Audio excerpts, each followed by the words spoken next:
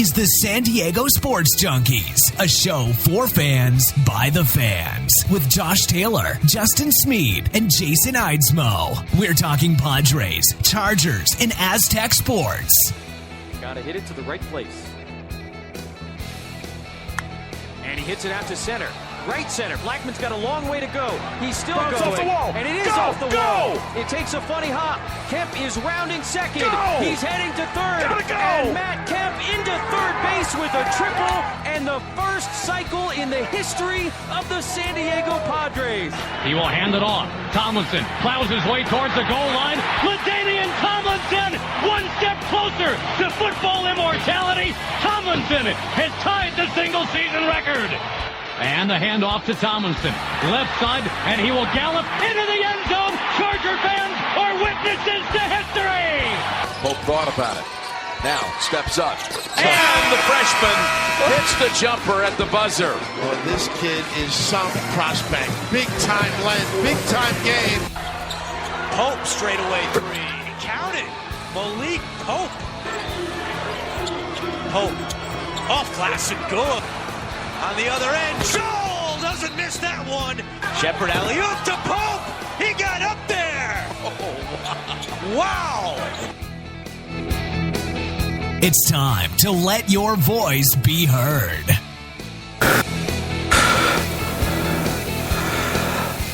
All right, Charger fans, it's Wednesday at 7 o'clock. That means, of course, it's time for the San Diego Sports Junkies, a show for the fans by the fans. I am Jason Eidsmoe. Joining me is Jake Hefner from BoltBeat.com. Jake, how you doing, man? Doing good, man. Doing good. How about yourself? I'm doing real good. We're going to be joined later on by David Drogmeyer and Mike Maciejewski, but we're going to go ahead and start off without them. Jake, I titled this show "Is This the Bottom?" I'm running out of things to say. You know, you think that things are going to get better, and the Chargers find a new and improved way to lose. Is this the bottom, or can things be worse? Well, your next three games are against Denver, Atlanta, and in Denver. So there's definitely possibilities that this could get a lot worse. To help you out with your title selection there, Jason, you could always go to just more of like, you know, try making them funny by this point instead of just, you know, asking the title, is this the bottom? I know. Maybe just say, you know, like, is this the bottom? And then add like a ha ha ha or an LOL behind. Add some humor into a little bit of what's happening. We need some humor. And funny you should say that because, you know, I'm a big Charger fan. I live and die by the Chargers. You know, when the Chargers lose, football is usually ruined for me for the rest of the day. When Drew Kaiser dropped that snap, I swear to you, Jake, I just started laughing. There was nothing else I could do but laugh. You know, what was your reaction? Were you just like, were you paying attention, first of all? Because when stuff like that happens, sometimes you even tune out a little bit thinking it's such an easy gimme. What were your thoughts? Were you laughing? Were you pissed? Were you yelling? How was your reaction? Honestly, I was speechless because, you know, when it came up to us, you know, 4th and 1, okay, we're going to tie it. We're going to send this thing into overtime. I literally went to the refrigerator to grab a drink, opened the refrigerator. The next thing I see when I close the refrigerator is Phillip Rivers just like looking at the field with this dumbfounded look on his face going, what just happened? And then I had to ask myself what just happened. Then, of course, the replay kicked in, and I just stood there and just shook my head and giggled. And I mean, you got to be kidding me with this type of stuff. Yeah, it is unbelievable. It's unbelievable. And then, you know, we'll talk about a few things from the game. You know, I mean, you know, we lost again, of course. You know, we're it's the same old story. Something crazy happened. Couple things. It looked like we melted down in the third quarter instead of the fourth quarter this week, and I was thinking in my mind, maybe that's a good sign. Maybe we can have our meltdown in the third quarter, and then we have an opportunity to come back in the fourth quarter. This team melting down each and every week, you know, of course, all over Twitter, all over everything is fire the coach, fire the coach, fire the coach. I know you're not the hugest Mike McCoy fan, but, you know, I mean, see, me personally, I like McCoy. I really do. I don't think that it's his fault.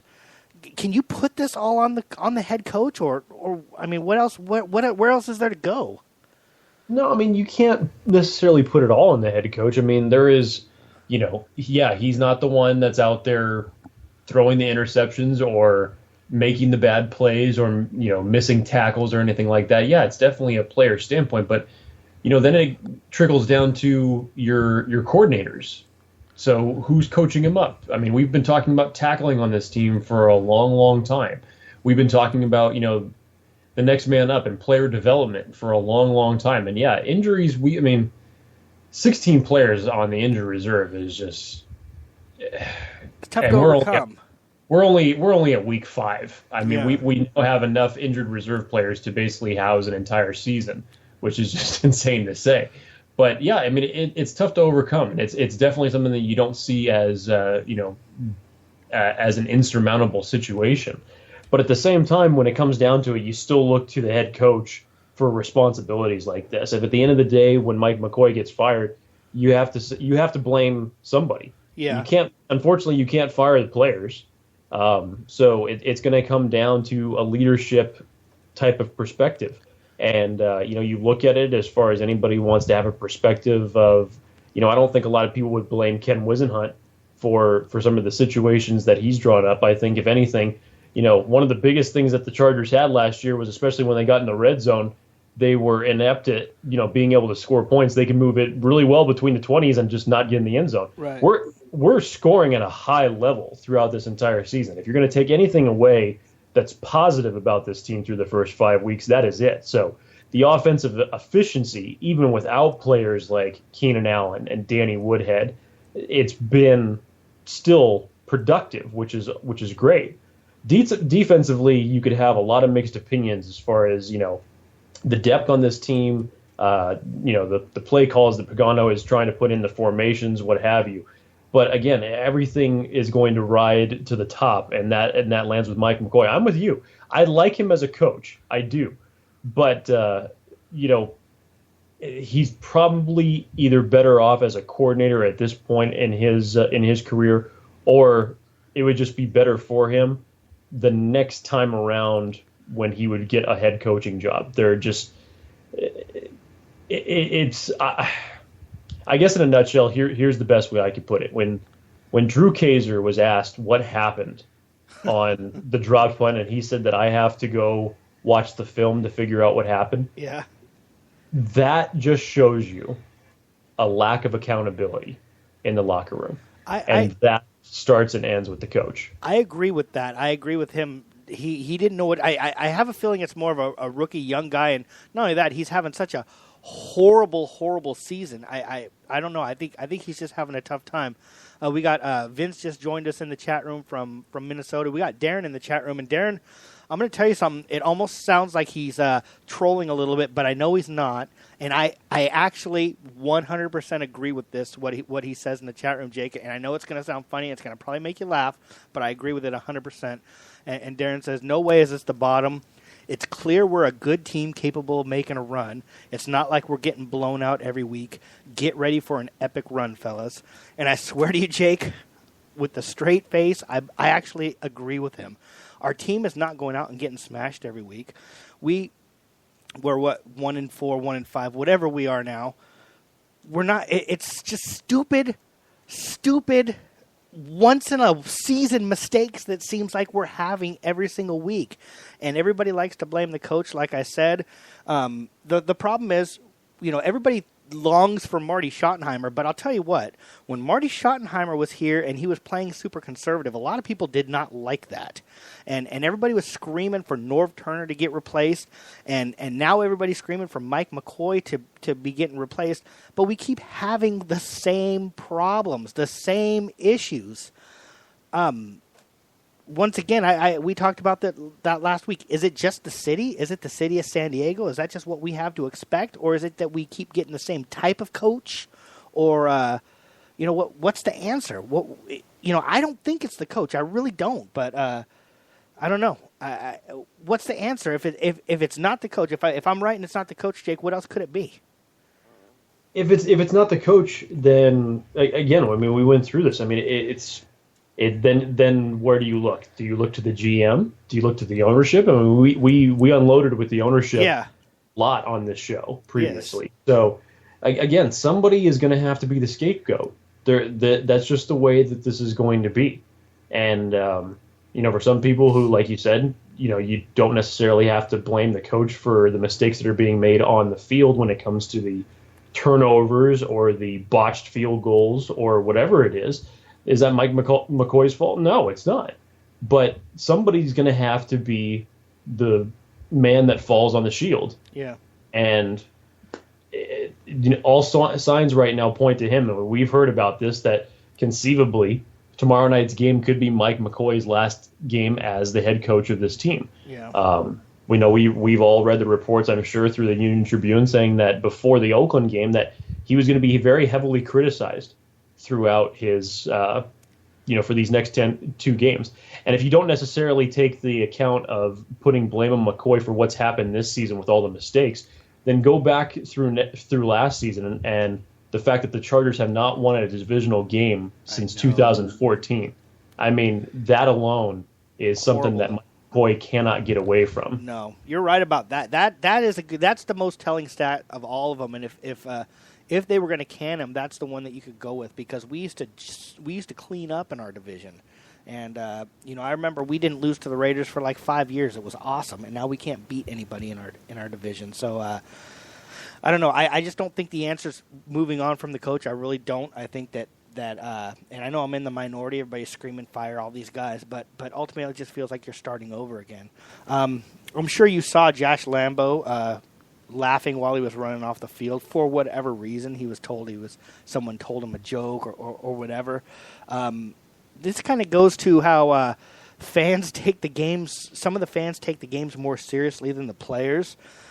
If you're the coach and you see video of a player after losing a game like that running off the field and laughing, does that bother you, or even as a fan, does that bother you, or do you not really care?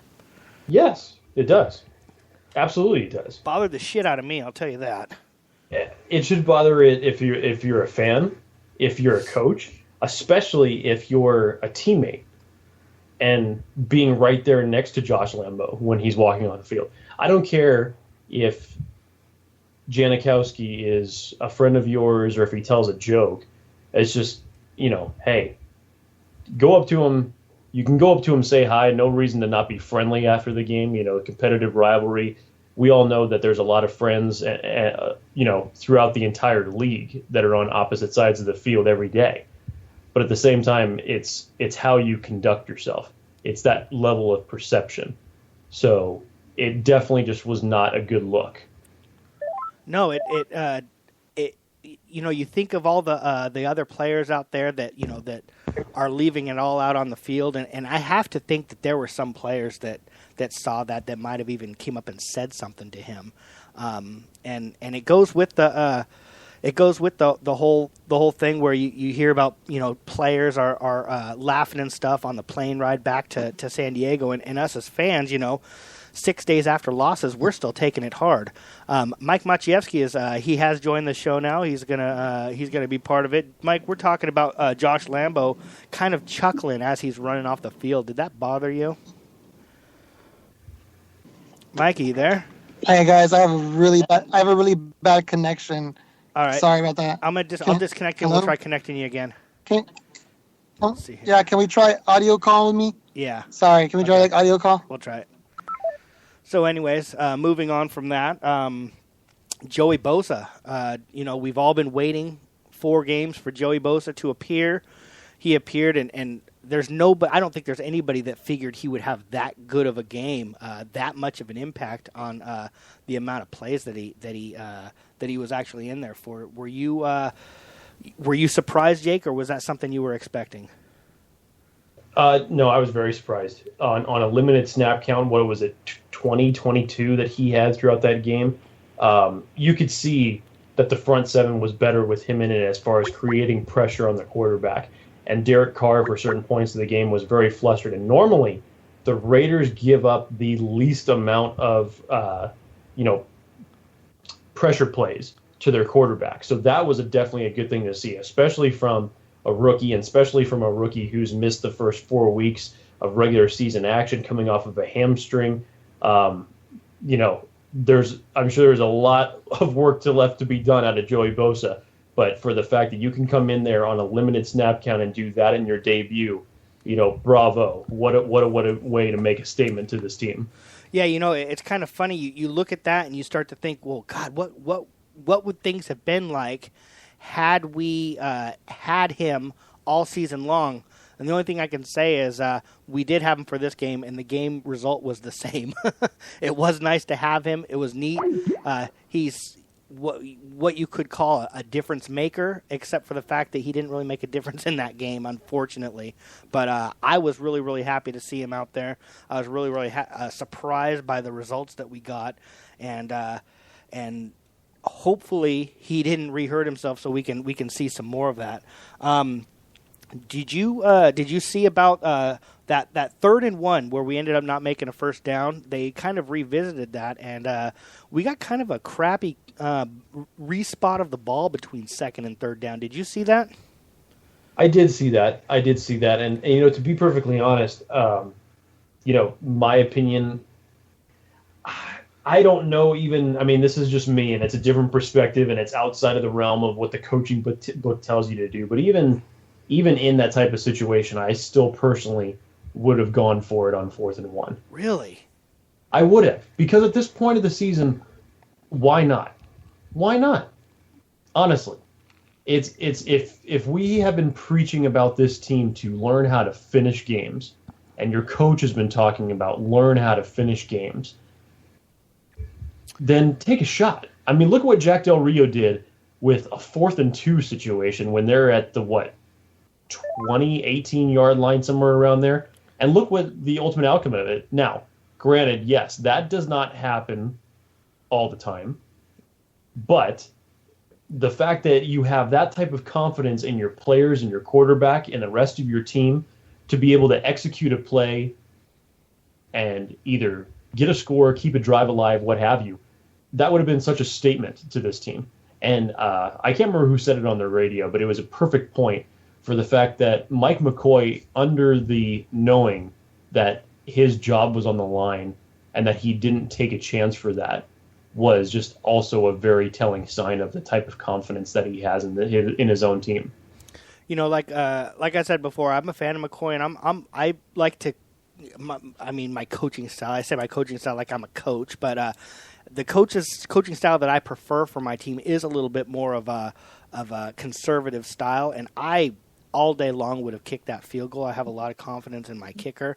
I don't know. Had he gone for it, I don't know if it would have really terribly upset me, but you can think of all the second guessing that would have been out there had we gone for it and not made it.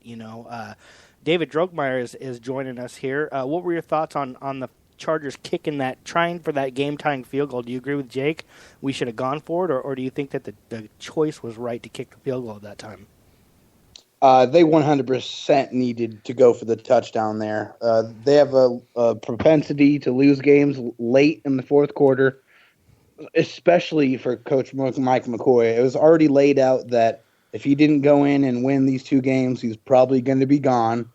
So what do you have to lose? I mean, you know that you can put up points on this weak Raiders defense. You put up 31. So why not go for the kill?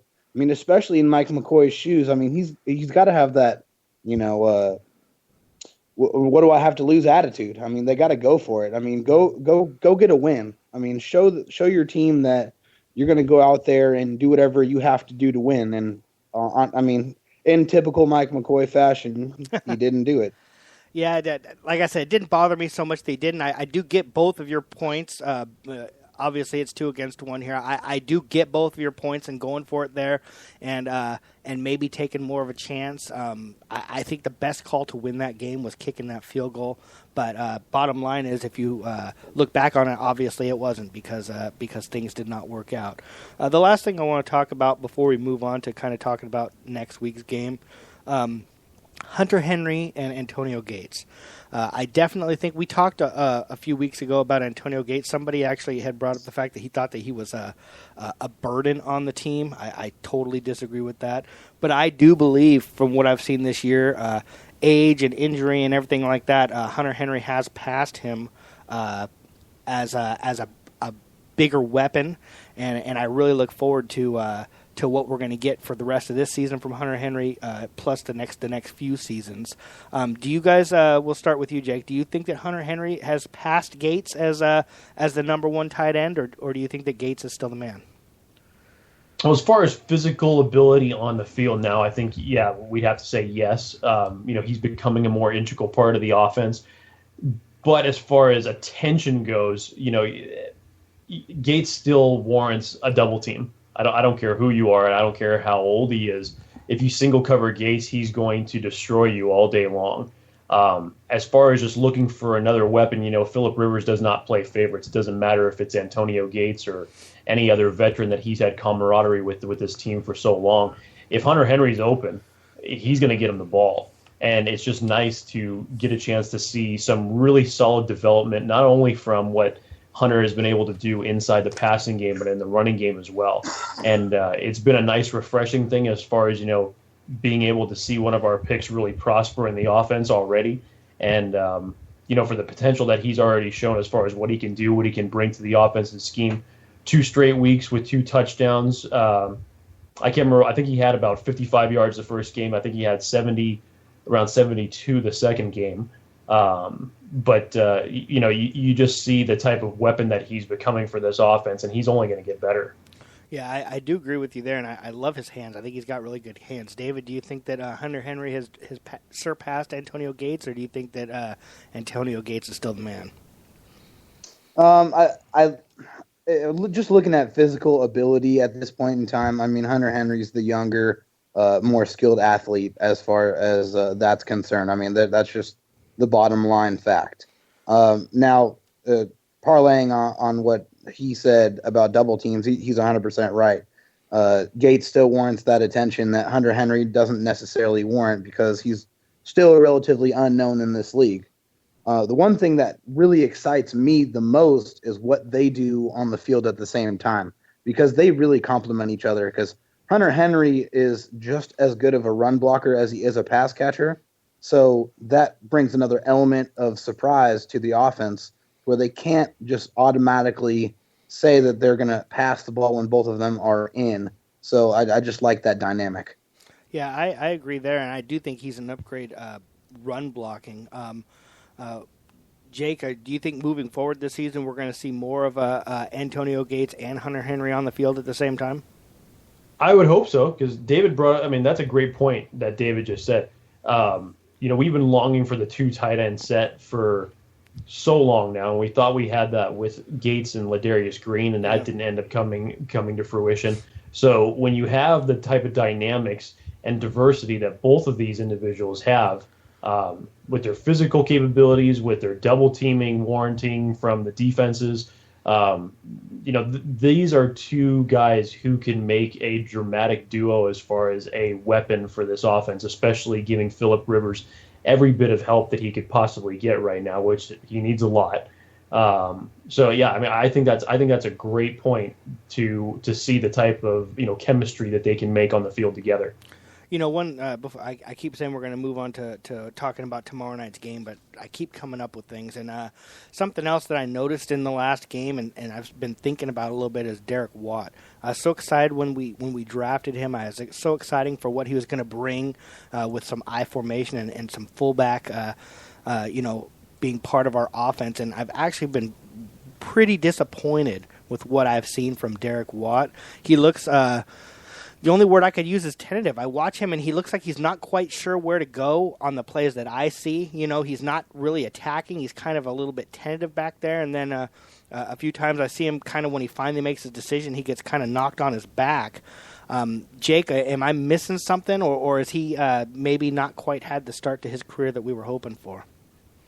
It's not been the start, and it sucks because we've been wanting the I formation and, things to be more fruitful with the run game with the fullback back there. But now we're at a position again where you have a fullback who, like you said, is tentative, can't lay the proper block, just doesn't seem to be seeing the field like he was in the preseason. Mm-hmm. And, it definitely, you could see how it assisted Melvin Gordon in the preseason. And not necessarily with Melvin's development that he always needs a fullback to have production. but it definitely makes it a little bit easier just from the standpoint of being able to throw another blocker in there to get that extra yardage if need be. And plus, this was a draft pick investment, so you definitely want to see something come out of it. And I know that all the Chris Swain supporters are coming out of the woodwork right now saying that we kept the wrong fullback, which, by the way, Chris Swain, to my knowledge, hasn't been picked up by anybody else. Yeah. But, I mean, it's unfortunate to see, but, he hopefully has the work ethic to continue getting better. And that may actually be one of the reasons that you haven't seen him featured in the offense as much, maybe because of the struggles that he's going through. Are we missing something, David, or do you see kind of Derek Watt's beginning of his career the same as we're looking at it? I think you guys got to understand. I mean, this guy's a rookie, so I mean, the only reminder you need to look back to is Melvin Gordon last year. I mean, the way he ran the football, how tentative he was, where he kind of seemed like he didn't really know what was going on all the time. That's kind of I feel like that's the kind of the same situation for Derek Watt. And I mean, that and the guy's a little small, just to be honest. I mean, when he goes in there, I think he has ruthless intentions, but he just doesn't exactly match up. So, and that can get cleaned up with technique, and being having a stronger hold on the offense as a whole. But that's gonna take time. I agree with you in the sense, David, that I don't think he has the offense down completely, because I actually was watching him specifically on a few plays, and I was seeing him almost. He did remind me. You bring up the Melvin Gordon. He did remind me a little bit. Everybody talked about how Melvin Gordon was a little bit tentative last year, which I don't blame him, because he probably wasn't too used to having anywhere to run. But I watched Derek Watt, and it looks like he's kind of he's not making a decision quick enough, and maybe that is going to take another year or two. But when you use a draft pick on a fullback, me as a fan, my expectations is he's going to be able to come in week one and contribute. So I'm a little bit bummed out about that, but I'm not giving up on him, and I certainly I don't want you to think that I'm hating on Derek Watt or any of these other guys that I'm talking about. I'm just those are just some disappointments that I have. Jake, do you think that maybe it's a rookie thing, and we're going to get a lot more out of Derek Watt maybe towards the end of the year and years 2 and 3? Yeah, I mean, we talk about this all the time. We think that whether it's with rookies or with injuries, that there is not going to be any type of drop-off or learning curve or struggles along the way. We think that everything is going to flow exactly. We're talking about as a fan base here. We think that everything is going to flow just fine, and if anything, that the team should be better with some of these new additions in there. But there's always rookie struggles. I mean, you have, it may seem that every team has one with their first round picks or what have you, but in reality, with a lot of their draft picks, it's a very small percentage of ones that through their first year really, really hit it off. And for consideration for the fact that Derek Watt was, in fact, a 6th round pick, even though it's a fullback position to where it's not, you're not talking about a wide receiver as far as the diversity goes, but still, there are going to be struggles. David said it best. Melvin Gordon coming in and having the struggles that he had last year. Let's not forget that Derek Watt played with him in the same type of Wisconsin offense that Melvin Gordon had to go through. So again, it's a system that's being new and familiar to him that he now has to adapt to, just as Melvin did. So it's there's always going to be struggles along the way. You just hope that, again, that he has the work ethic to get better and that he's going to get focused, hopefully sooner rather than later. Maybe we can actually see some of that at some point during the season. But again, just give the kid time. I agree. And that kind of makes me think I'm a little bit happier that he might not be he's not in there as much as I kind of want him to, because maybe they don't think he quite has a full grasp of it. So hopefully towards the end of the season, when we're making this epic run that Darren's predicting, and I'm agreeing with him, we're going to be able to see a little bit more Derek Watt. Speaking on epic run and starting to win this week, we're not going to have a show on Sunday because there's not going to be a game on Sunday. The game is Thursday night. And we are not going to have a pregame show because we all have jobs. So we're going to kind of cover the pregame tonight. Now, the Chargers are playing against the Broncos. Interesting thing, for the Broncos is their quarterback situation. They have a quarterback, Trevor Siemian, who has played much better than anybody would have anticipated, got injured. Paxton Lynch came in and played. Looks like Siemian he's questionable. My guess is he's going to probably start. It's going to be interesting. And before we get to him, we'll start with the Chargers on offense, though. Chargers offense versus the Raiders defense. I mean, the Raiders. Jesus, I'm still on the Raiders. The Broncos defense. As far as I heard today, I believe the Chargers are number 2 in scoring offense. Overall, we'll start with you, Jake. What's your overall take? Chargers offense against the Broncos defense. What do we have to look forward to? Wow. This is a test that everybody thought Denver was going to go through last week with Atlanta, and they failed. You saw how many points, and you saw how fluidly Atlanta was able to work that defense down, even without really getting the ball to Julio Jones that much. I mean, Denver put a lot of focus into covering him, but Atlanta made their adjustments, and they were able to attack with their running backs in the screen game and exploit them in certain areas. And in a way, they almost kind of gave the blueprint of possibly how to defeat this team defensively.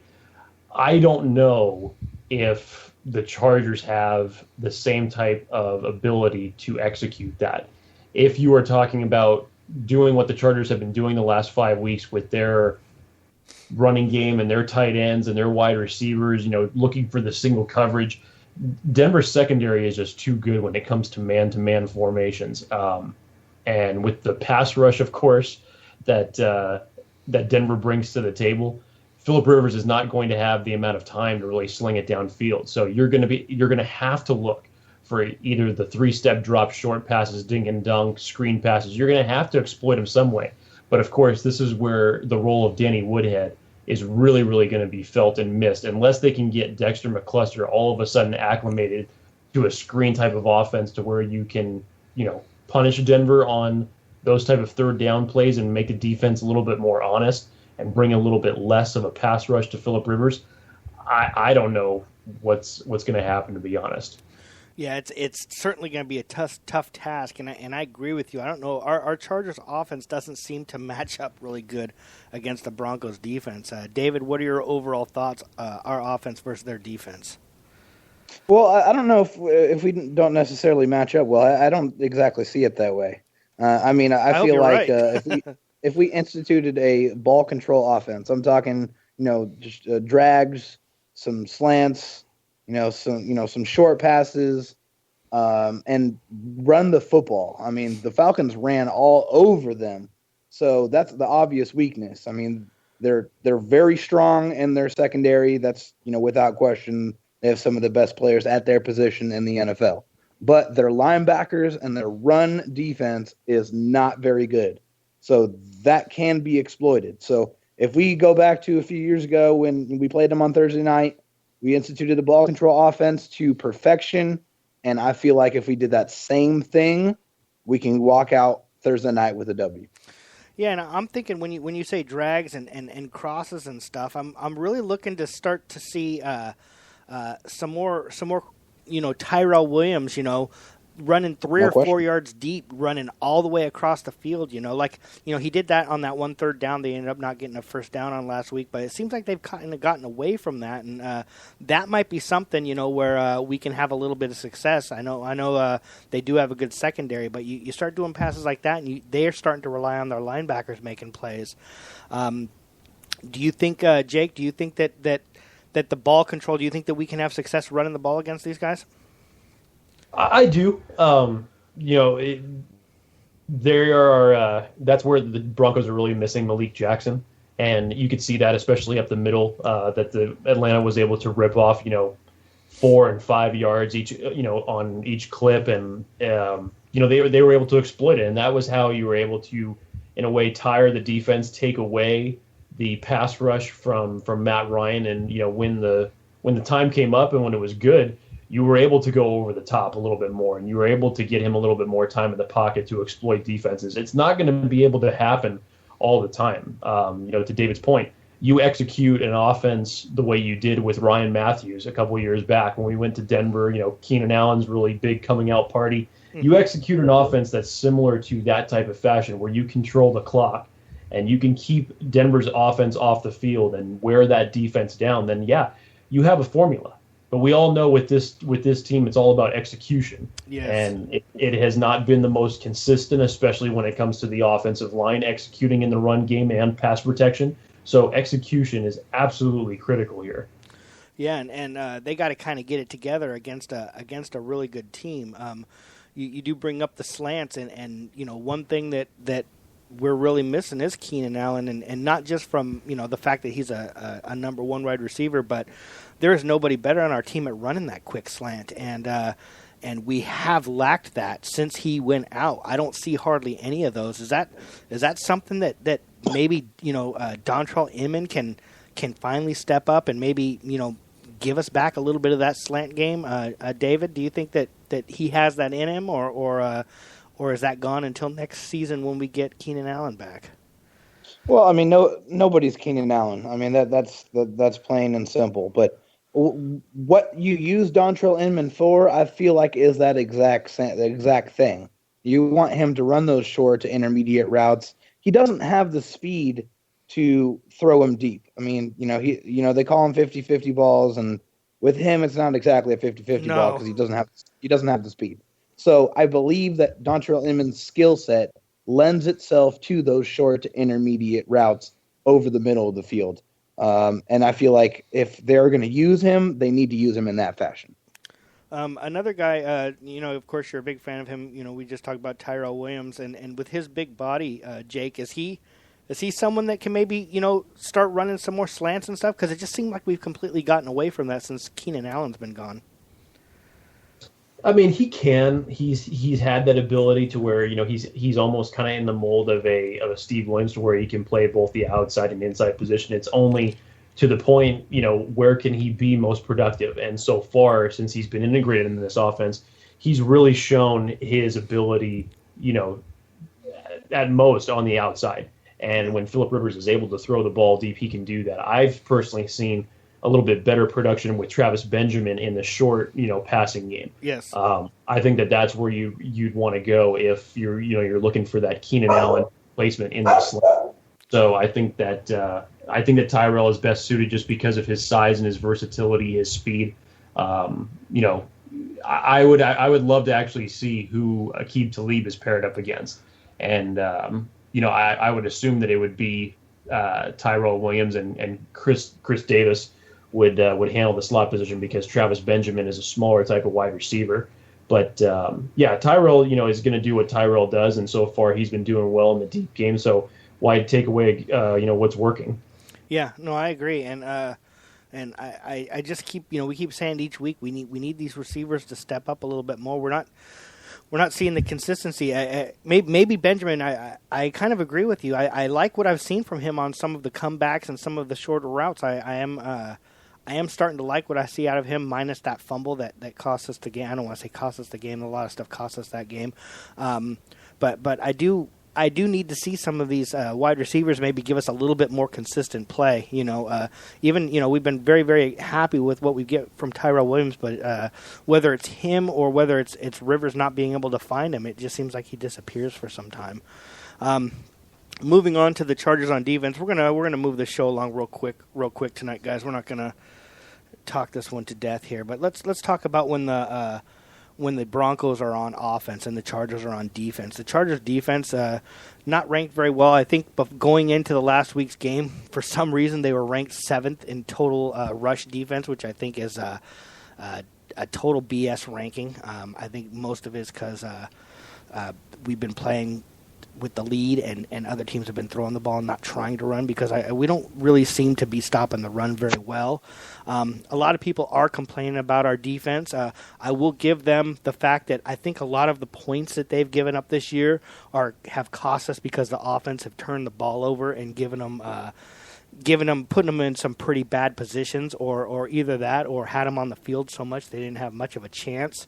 But do we have a chance to kind of turn things around and do something against the Broncos offense with their their rookie or their young quarterback. We'll start with you this time, David. What's your overall thoughts on the Chargers defense matching up against the Broncos offense? Well, first and foremost, before we even go anywhere, hello, Joey Bosa. My goodness, kid. My goodness. Less than 40% of the defensive snaps, 2 sacks, tackle for loss. I mean, the kid looked really, really good. I think is that a much-needed shot in the arm for the Chargers defense. I think Jake tweeted something out where he's like, his stats for the season are probably put him as one of the best defensive players on the team already. Well, no question. No question about it. I mean, to go back to your original question, that's where the Chargers are going to have success is in the pass rush. I feel like they're going to just harass Trevor Siemian all night long, just because. The weakness of the Broncos offense is their offensive line. Yes. Their star on the offensive line is Russell Okung, and he has not been playing very well this year. So I feel like there's a big opportunity for Melvin Ingram and Joey Bosa to terrorize whoever is playing quarterback on Thursday. What's your thoughts, Jake? Chargers defense matching up against the Broncos offense? To piggyback off of David's point, look who was picked on last week from Atlanta in the offensive line for the Broncos was Tyson. He just got absolutely destroyed on that right side. So it's basically pick your poison. If we can get Melvin Ingram going and Joey Bosa consistent with, coming off of his debut and keeping that type of momentum going, additionally with the front 7 push that you can get from Mebane and Legit, you can generate some pressure on this kid and hopefully slow down the run and force Trevor Siemian to make some mistakes. Uh-oh.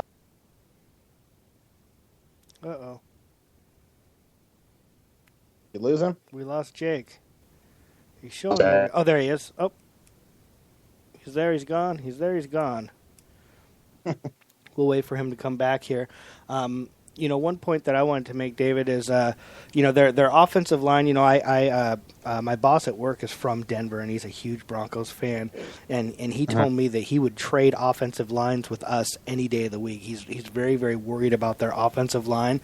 What I'm worried about is them actually getting things going with C.J. Anderson. He hasn't had a great year, but C.J. Anderson seems like the type of running back that gives us fits. And although our defense has a higher than they deserve ranking against the run, does that worry you at all? With Trevor Siemian, they're going to run the ball as much as they can. Do you worry about them getting that established? Because that's one of the problems they had last week was they weren't able to really establish the run, which made them susceptible to having a tough day on defense. But do you worry about them being able to establish the run with C.J. Anderson? Definitely. I mean, I think that's something you have to be cognizant of. I mean, C.J. Anderson seems like he runs with a lot of momentum, and he's a bowling ball type of running back, and I feel like that's the type of style that can really beat up the Chargers defense. So that's definitely something you want to be wary of. But I do like our defensive line. I like Cron Reed. Excuse me. I like Corey Legit to make an impact there. And also Joey Bosa. I mean, Joey Bosa showed that he can do it in the run defensive side of the game too. So, I feel like they definitely have to contain that. Yeah, it definitely wasn't. You're right on Joey Bosa, and it wasn't just the pass rush. It was the hustle. It was I think he had 3 tackles for loss, or 3 or 2, which is very, very encouraging for one of our defensive linemen. I think the key is, and I think there's no secret to this, we need to force Trevor Siemian to beat us. We need to make him, fall behind a little bit, get him in obvious passing situations, and really, really try to take advantage of his youth. I know that he started the season really good, but he's got the sore left shoulder, and other teams have seen him a little bit now. We can kind of see what his strengths are, and we need to kind of make him play to his weaknesses, and the only way we can do that is stopping C.J. Anderson. And I know that we do have, we have more of our starting defensive line, ready to go. We're also bringing back Damian Square this week, which, he's not a Pro Bowler by any means, but he's certainly a solid defensive guy. These guys are all going to have to be all in on stopping that run so we can put them in obvious passing situations. Yeah, but we need to be careful with that too, because the pass rush needs to help, especially against Demaryius Thomas and Emmanuel Sanders. I mean, going against our DBs, the pass rush has to be there. They got to get home to try and force Simeon to make bad decisions, because if he has time, this game could get really ugly. Yeah, I agree with you. And then we got, Casey Hayward starting, which I'm fine with that. I think Casey Hayward was probably good enough to start week 1 anyways. Brandon Flowers is going to be out again. Craig Mager, we kind of have a little bit of fun because, a lot of people don't like him, and I kind of root for the guy and want him to do good. I rarely heard his name called last week, and I'm wondering, I was looking for him. I did see him on the field quite a bit. The fact that his name wasn't called was good. That means that he was doing his job, but was he playing the whole game? Did I miss something, or did he just not see a lot of action last week? Because I saw Steve Williams all over the place giving up passes, but I didn't really see too much of Craig Mager. Did he? I know he's got the shoulder problem. Did he sit a lot of the game, or was he? Do you know if he was playing most of the game last week? I saw him out there. I remember seeing him, but he seemed like he was doing a pretty decent job of covering. Because to go along with your point, he was pretty quiet.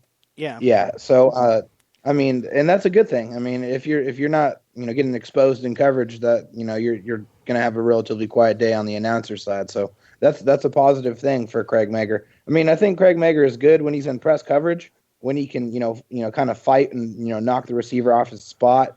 And he's got pretty decent speed as far as closing is concerned, but I really don't like his coverage on the deep balls. Yeah. So hopefully that he has help over the top.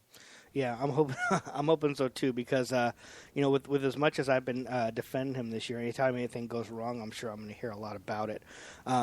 No question. The other thing that I wanted to bring up, Denzel Perryman, we missed him last week with the bad shoulder. He's a big part of our defense stopping the run. I know he was limited participant. Are you like me? I'm assuming that we're going to be seeing him tomorrow night. Do you have any idea if he's going to be out there or not? I don't have any confirmations, but I feel like he's going to go out there and try to give it a go. He would definitely come in and help, kind of try to contain C.J. Anderson, and hopefully he does play, because he would definitely make an impact there.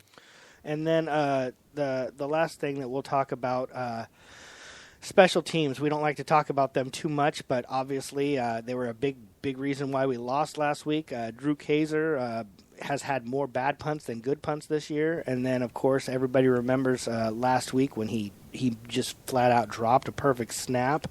Do you see him recovering from that and coming out there and maybe salvaging this season, or everybody's mental makeup's a little bit different. What's your thoughts from him this week? Do you see him coming out and punting the ball a little bit better? What are your thoughts on Drew Kaiser? I think his job is on the line, honestly, because punters are a dime a dozen in this league, and they can sign a punter off the street right now that's going to double his yards per average punt, or yards per punt average. I'm just saying. So he's fighting for his job on Thursday night. If he does not perform well, he can and will be replaced. Yeah, I'm wondering, he's got they said he had the hip issue or whatever.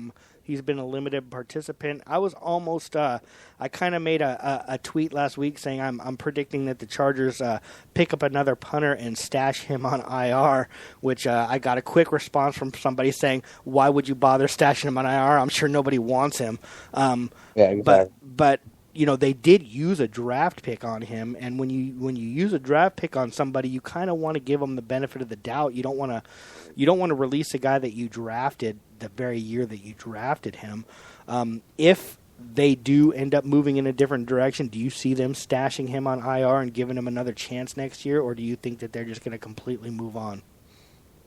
I mean, it's a really tough question to ask. I mean, you kind of have to get into the mind of Tom Telesco there. But honestly, I mean, if it were just speaking from my perspective, if it was me in that position, I would have a very short leash. Of course, it would depend on what injury it is, and if we can, correlate that injury to his lack of performance on the field. I mean, you have to be smart about that decision. Obviously, I'm not advocating for a knee-jerk reaction, but make a decision based on his performance on Thursday. Hopefully, he steps up his game because we know the physical tools are there. I mean, honestly, I think he's hurt. In preseason, he was booming them.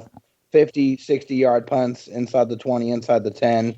He was a weapon on the field position game, but something's just been off. Yeah, and you can tell. So maybe it's something mentally, maybe it's something physically, but he needs to get it right on Thursday. Yeah, I agree with you. I agree with you on the short leash, and that is a tough question to ask or to answer, to kind of figure out what Tom Telesco's thinking. But I just think that if I'm him, I don't want to feel like I wasted a draft pick, and I'd put him on IR. I'd pick up another punter, and I'd make him compete next year for the job, though.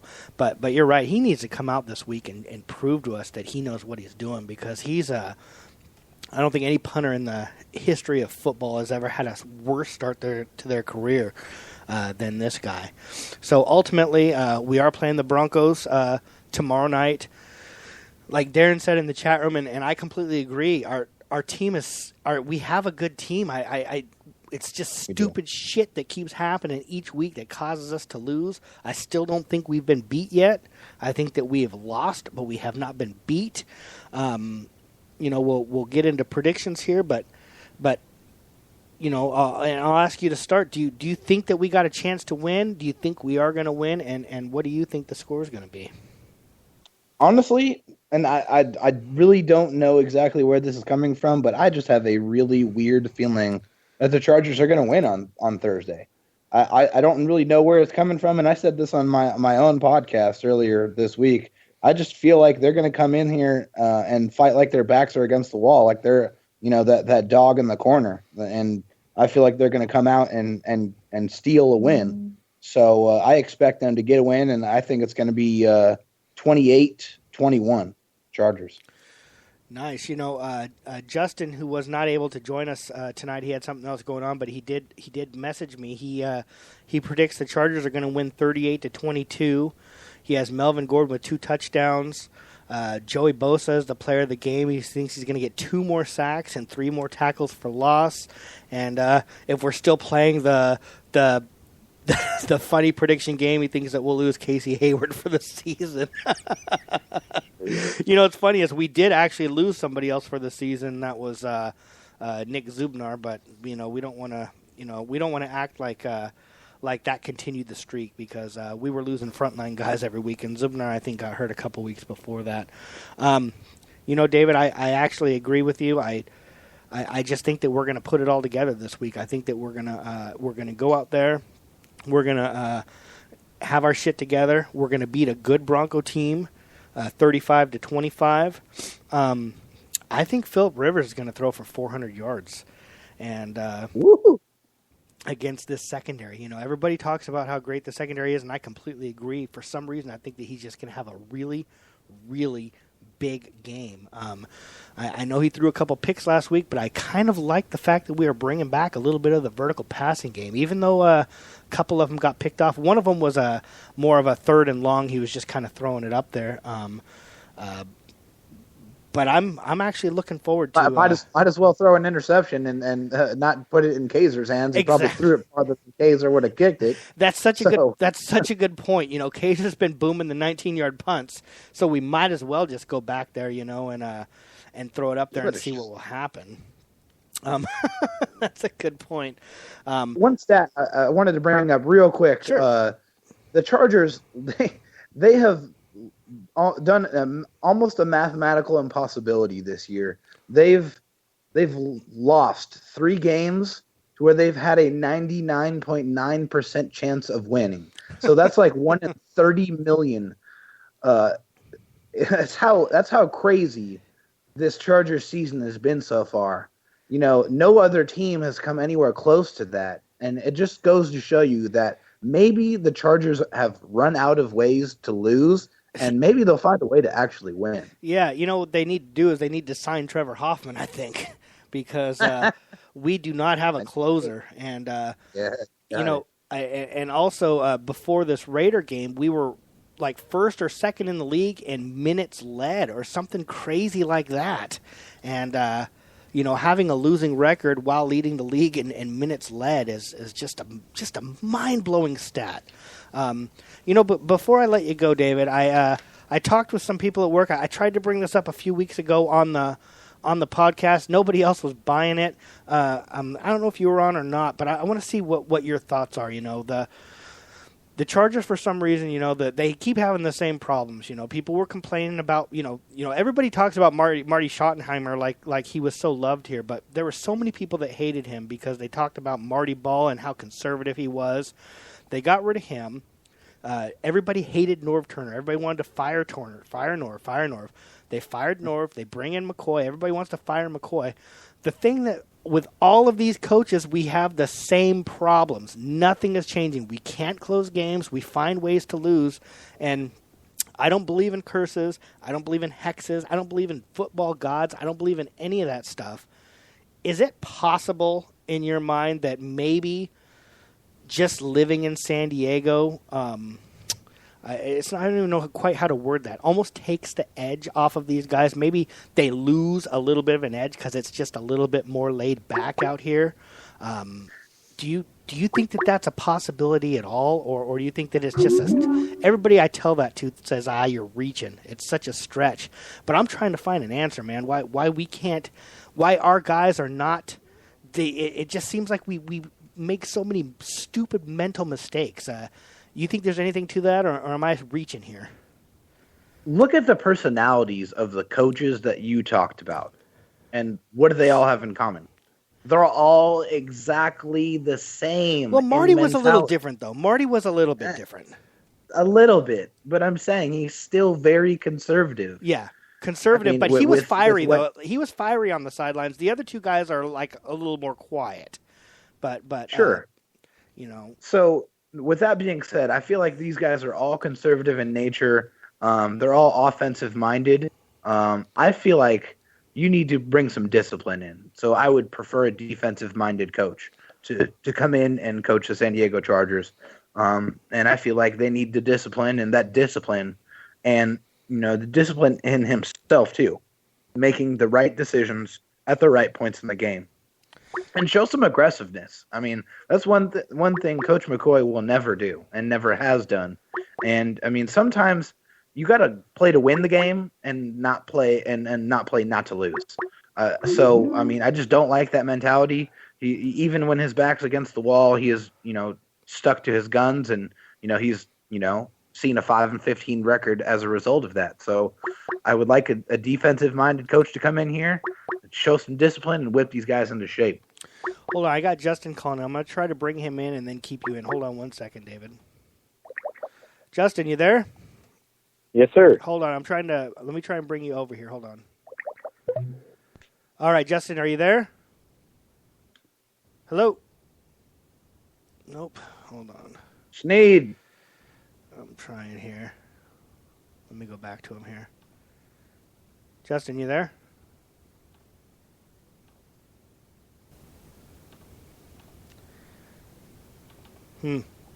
David, you there?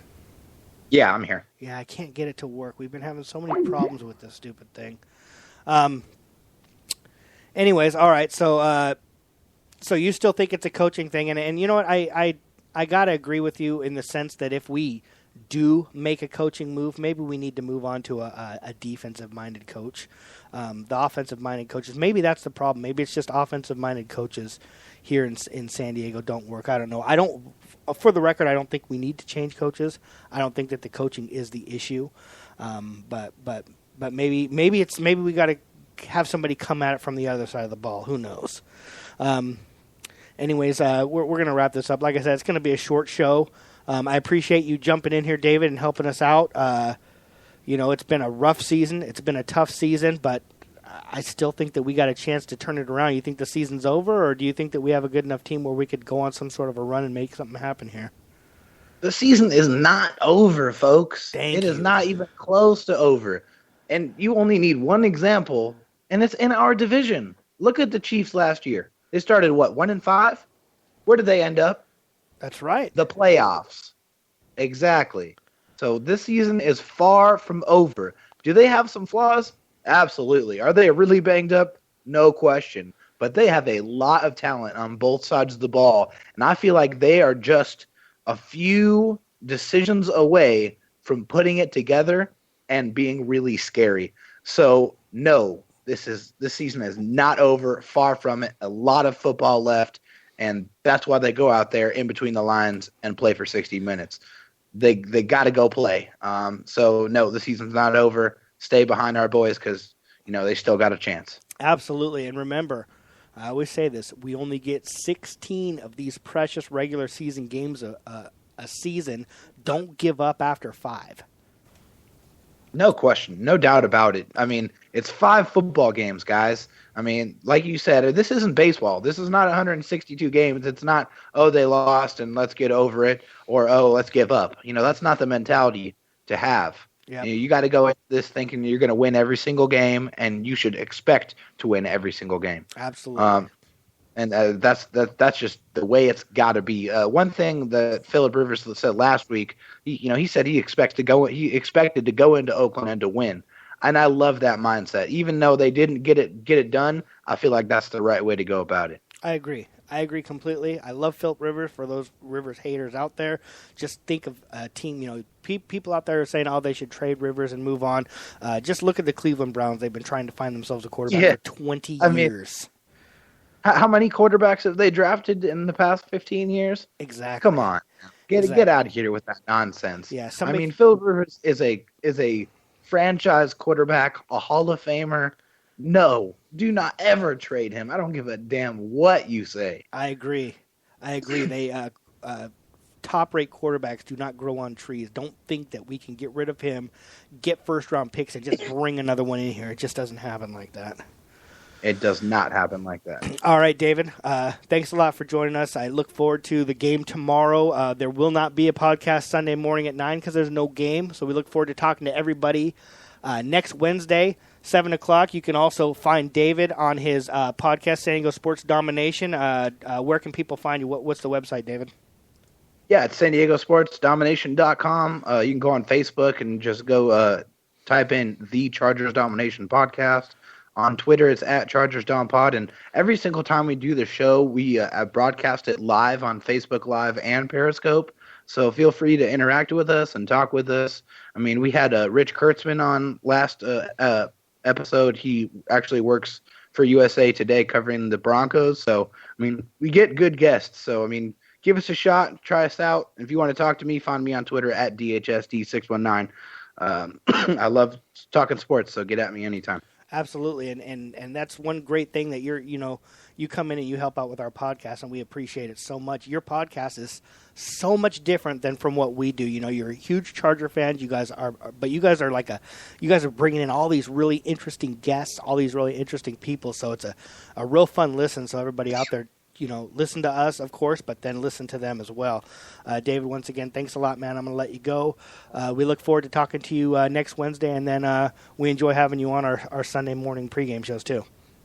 Hey, thanks a lot, man. It's been a lot of fun and an absolute pleasure. Go Bolts, baby. Go get a win. Go Bolts. We'll see everybody next week. Thank you for listening to the San Diego Sports Junkies, a show for fans by the fans. Brought to you by Cali Comfort, home of the low and slow barbecue, and SK Digital Imaging with Josh Taylor, Justin Smead, Jason Eidsmoe, and Mike Maciejewski. Subscribe to us on iHeartRadio, on Spreaker, and on iTunes. Visit SanDiegoSportsJunkies.com for all your Chargers, Padres, and Aztecs news.